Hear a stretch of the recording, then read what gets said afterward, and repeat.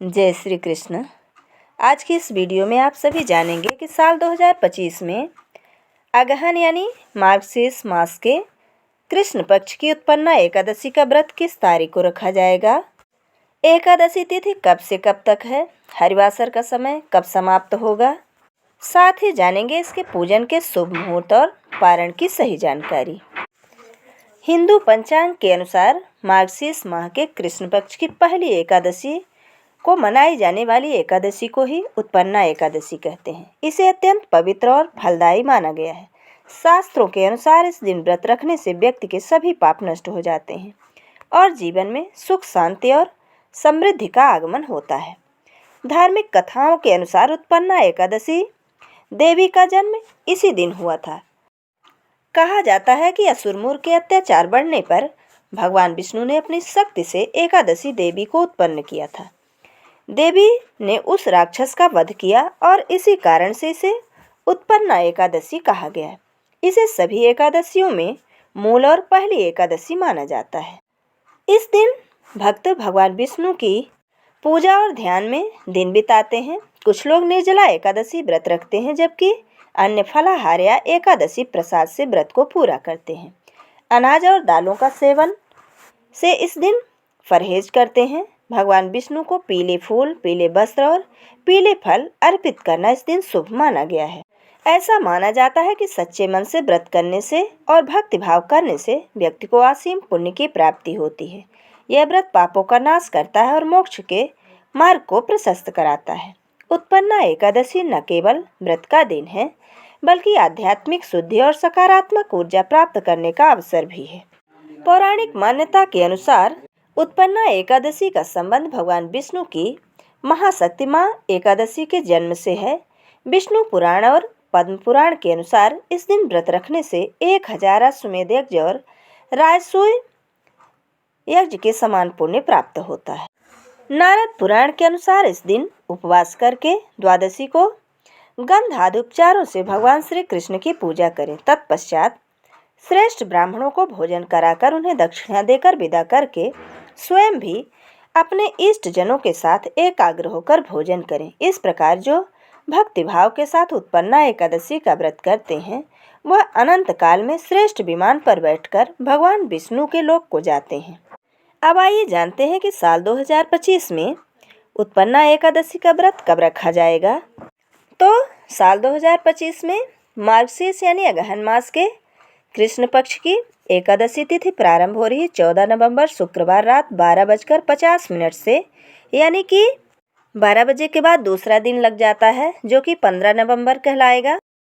और एकादशी तिथि का समापन हो रहा है 15 नवंबर की रात 2:37 में, अर्थात यह भी रात के 12 बजे के बाद का समय है, तो यह 16 नवंबर रविवार की रात कहलाएगी। ऐसे में उत्पन्ना एकादशी का व्रत रखा जाएगा केवल एक दिन ही, 15 नवंबर दिन शनिवार को। 15 नवंबर दिन शनिवार को ब्रह्म मुहूर्त रहेगा सुबह 5:09 से 5:57 तक। इस दिन सूर्योदय होगा सुबह 6:44 में और सूर्यास्त होगा शाम 5:38 में। इस दिन प्रातःकाल की पूजा का शुभ मुहूर्त रहेगा सुबह 5:24 से 6:44 के बीच में और सायंकाल की पूजा का शुभ मुहूर्त रहेगा 5:27 से 6:47 के बीच में। इस दिन राहु काल का समय रहेगा सुबह 9 बजे से 10:30 तक।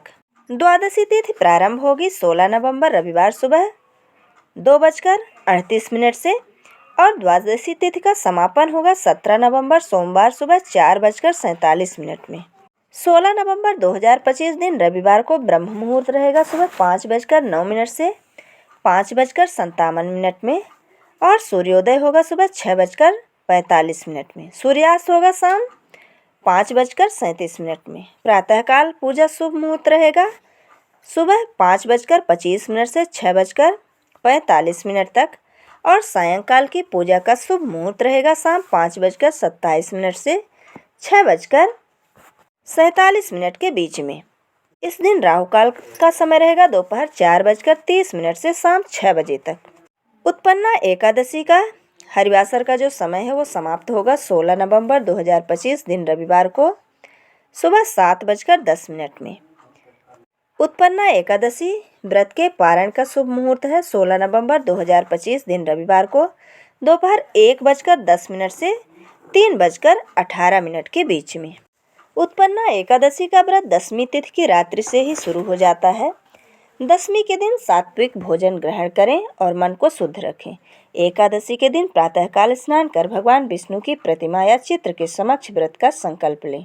पूजा स्थल को गंगा जल से शुद्ध कर भगवान को पीले वस्त्र, चंदन, तुलसी दल, अक्षत, पीले फूल और फल अर्पित करें।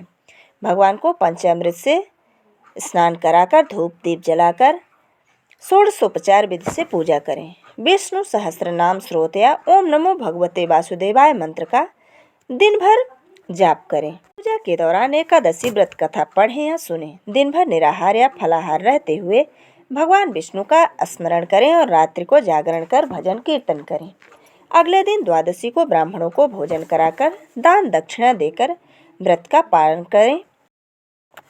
यह विधि भगवान विष्णु की कृपा प्राप्त करने और जीवन में पापों से मुक्ति दिलाने में सहायक मानी जाती है।